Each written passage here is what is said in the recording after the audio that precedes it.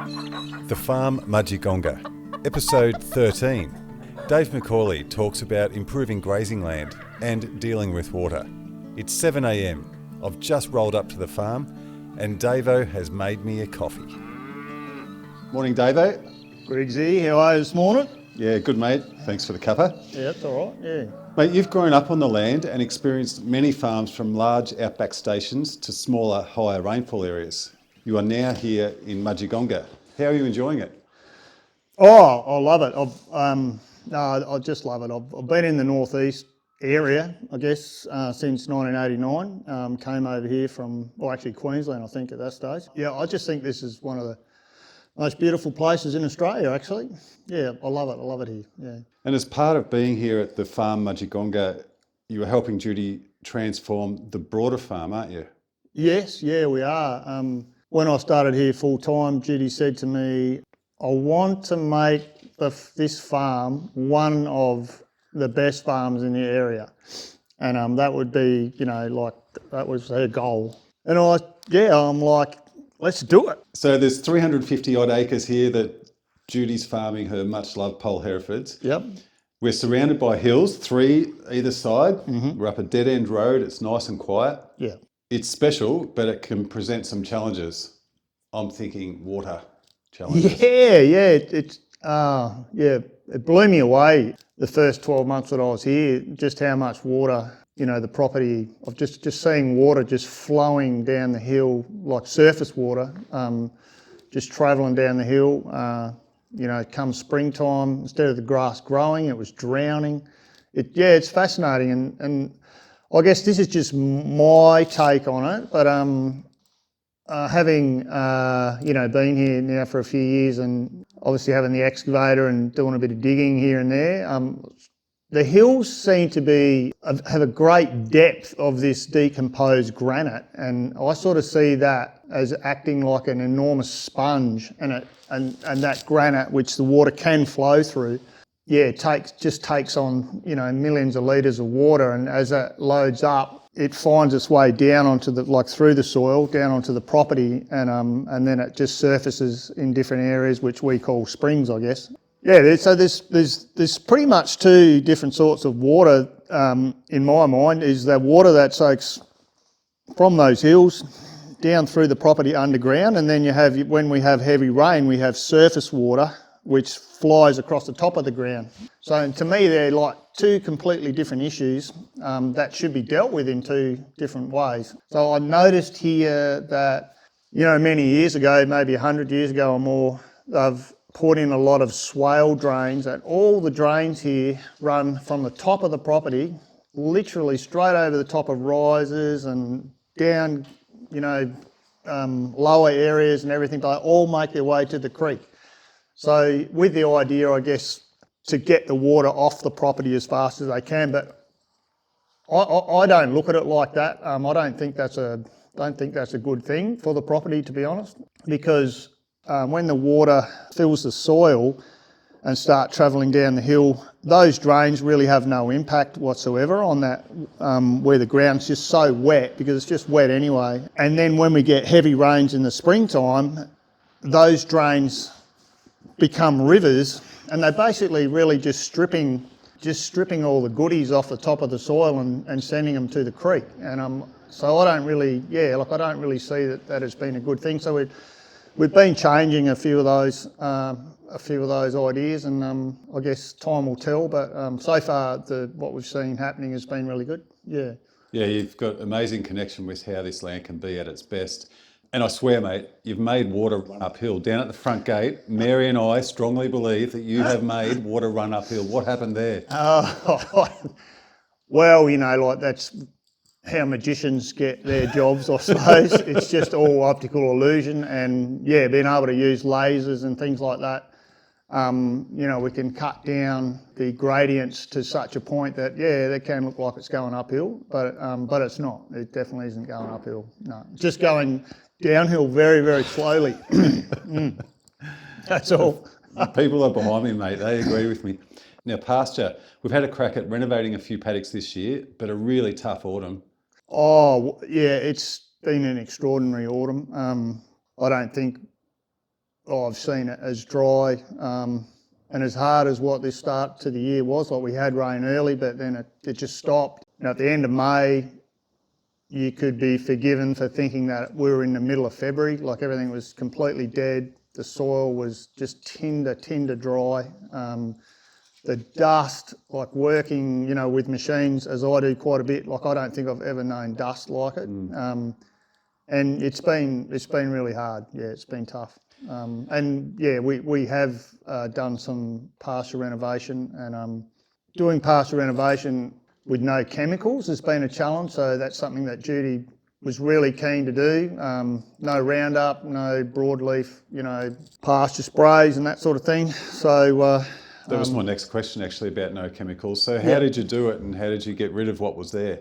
Yeah, we started just a cultivation program really. We started in a spring, like in springtime. Yeah. And a lot of winter grass here and cooches that have taken over. Yep. So did you turn it over and then let the sun dry it out? Yeah, it's just a process of doing a rough, break up of the soil and then letting the sun, kill off part of it and then let it reshoot and then then cultivate it again. Yeah. And what did you put out in some of these paddocks just out here? Was it a blend of 5 or 6 species, or was it just one species? No, we've used a multi-species, and there's quite a variety. But turnips and brassicas, triticale, ryegrasses, clovers, broadleaf clovers, like summer growing clovers. Yeah, a whole range. Yeah. You put a lot of work into those paddocks. So would you say well sown is half grown? Greg's egg, that's a shocker. But it's very true, very true. Yeah, preparing a good seed bed, and a lot of the paddocks here are very rough. You could sow without some good preparation, just to even things up a little bit. It's just hard to control your seed depth, and seed depth's really important, especially in a tough year like not having the moisture that we would normally have. Seed placement is really important. Yeah, surprisingly, we sowed dry, and it was a bit heartbreaking because I was hoping for some rain within at least a week or two after we'd sown, but it didn't come, and we were talking, it could have been like 6 weeks or more before we actually got enough rain to strike the seed. But we've had an amazing strike. It's been incredible. Yeah. Well, a few months ago we weren't sure whether anything was going to pop up, but we might have 4 or 5 species. Oh yeah, absolutely, yeah. No, we've done really well. The kangaroo's given it a pretty hard time. We did lose a bit of topsoil in our opening rain, which was unusually heavy for an autumn or for a late autumn rain. And I think every rain we've had since has been beautiful and steady. And by that first rain, it wasn't ideal because the paddocks were so dry. So it was a bit of, and obviously as I spoke earlier, the whole property is on a slope to the creek. Yeah, so we did lose a bit, but anyway, we patched that up and things are looking good. And the last few months you've spent a lot of time a lot of time day and night down at the creek dealing with future water. Yeah. What's happening down there? I'm loving the retention walls and the idea of slowing water. And oh, that's a really big question. There is a lot happening down there. Just something that I noticed a couple of years ago was that all the water off the property, it only enters the creek in about 3 different places, and the topography of the land down there, where there's some quite steep banks that the water used to run between, and the erosion and what have you was getting out of control. And certainly the creek itself, the damage to the creek in the last few years since I've been here has been quite noticeable, and a bit sad, I guess, seeing all that topsoil wash away. But what I've tried to do is, I guess, do our bit as far as the water that comes off this land here, that it doesn't enter the creek at the speed that it used to. So I have built some retention walls, which don't stop the water. They just slows the water down, and it actually holds back that first hit of fast water. Effectively, the water off the property can only get into the creek at a certain rate, and but it takes longer to get to the creek. So you could have a heavy rain tonight, And instead of all that water having hit the creek in the next 24 hours, now it might take a week to get there into the creek. And so by slowing it down, holding it back, I'm hoping that it's going to do our bit to help look after the creek. And we're planting 2,000 trees down there this year, and we'll continue to plant trees in the bed of the creek and try and return it to more of its natural state. If I've been away for a couple of days, it often takes me another couple of days to work out what you've done, and then I get it, and I'm just gobsmacked at how you've got it to slow down, and it snakes around the edge of the hill and gets down there slowly. At the end of the day, I guess it's stopping erosion, but you're keeping cattle happy. They're getting their nice patch out the front there, but you're also looking after nature with, as you said, we're planting a heap of trees there at the moment. Yep. Leanne's just waltzed in. Hi, Leanne. Hi guys. What are you doing today, Leanne? Planting trees down the creek. You are too. You are, yeah. We've been planting trees down the creek today. Yeah, we've got a couple of roosters giving us grief here. Could you either go and get Mary or let Coaster out of the truck? No, these are my friends. Leanne loves the roosters. So there's quite a lot of fencing there too. Yep. I'm thinking a couple of kilometres easy that we're doing to try and protect the creek, and the revegetation will be amazing. Are there any challenges you want to talk about down there? It's just such a big picture, I'm not sure where to start. I guess my overall plan is to slow the water down, to make each paddock responsible for the water that falls in that area of that paddock. So if you're a paddock at the top of the property, you can't just have all that water fall on you and then just send it down the hill to the next paddock to watch the next paddock's volume of water increase by 2, and then the next paddock's volume of water increase by 3, until the poor old paddocks down the bottom, which everybody says, oh, this is always a wet paddock. Well, it's not that paddock's fault that it gets so wet. So the idea is to, as I said earlier, make each paddock responsible for the water that falls on that paddock, so which might mean that we need to put drains across the property instead of down the property to pick up that water. And basically we're going to have 3 main water courses that run from the top of the property to the bottom of the property, and then there'll be at least 3 drains, if you like, along the length of the property that will feed into those creeks or wet areas, if you like, flowing from the top to the bottom, with the idea of slowing the water down, getting it to take longer to get to the creek, and therefore giving the creek more opportunity to deal with the water that comes into it, and hopefully we're going to get a lot less erosion. And planting trees in those waterways as we go, and we'll change the shape of the paddocks to suit the water, not the water and the soil types, and not necessarily just because we want to make a paddock square or a rectangle or that sort of thing. So the shelter belts, they'll be fenced off, and they'll be a great help for stock, but as well as wildlife for corridors? Yeah, absolutely. Yeah, with the shelter belts, Judy's pretty keen to have them as access or walkways, and also to be able to drive a small vehicle through as well.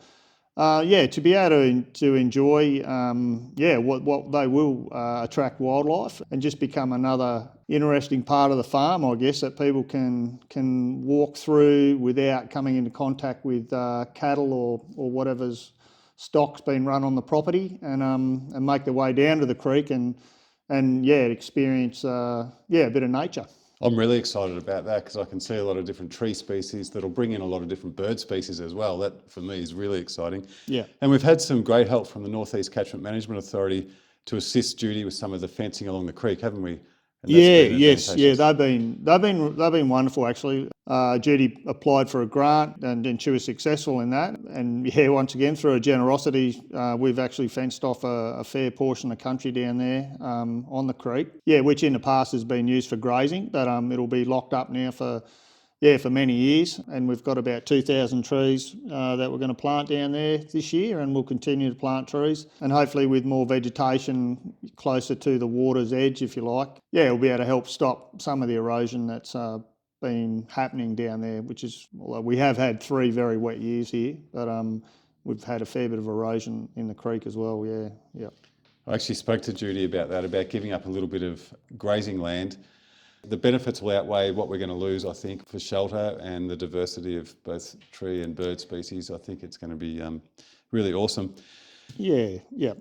Mate, and there's plenty of rock down there at different sizes too. I've noticed you've got this screening machine, and that's been quite handy, hasn't it, to bring up your own road base for tracks and gateways and so forth? Oh, yes. Yeah. The property's full of natural resources, and we've got a screening machine where we can make some nice road base for gateways, and we will have a laneway running the length of the property as well at some stage, and that'll be an all-weather road that'll be going in. To make it easier for cattle to walk on, and also for us to drive on and feed out hay and that sort of thing, as the property gets incredibly wet in the winter. And it's a bit of a drama feeding out hay or where you're going through regular gateways and things, so the road base will be very handy. Mate, you're so well in touch with this land out here and the way water works and the soil is and how this farm is operating, from soil health to plant species to building stuff and obviously earthworks, but also animal health. And right at the moment, we're going through a real tough time, aren't we? Yeah, we are. It's been one of the toughest autumns that I've seen in the area. We, a couple of years ago, had a bit of a liver fluke problem, and it just hasn't seemed to have left us alone. And with the pasture being hard to come by at the moment, we've had to feed out a lot of hay, and the cattle are heavy in calf. And what we've discovered is that there's some sort of permanent liver damage in the cattle from liver fluke, and they're not coping well at all with the tough conditions. So we can't wait, I guess, till things warm up a bit and we get a bit of pasture growth, and then reassess what we do from there. I know you've had a lot of experience over your life with sheep and cattle. I'm not sure if you've seen anything like this before. Not in cattle, no. Sheep heaps, pregnancy toxemia and the like, but I haven't seen this sort of pregnancy toxemia issue in cattle to the level it is, that we're having here at the moment. Yep. Well, mate, we're going to wrap this episode up. I do want to chat to you about the life of Dave McAuley one day. I think that is going to be really cool. Yeah. But mate, I continue to learn a lot from you, and I'm a better person for it. And I thank you very much. You're a legend, and we'll talk to you again soon. Thank you. Thank you very much, Dan. Yeah.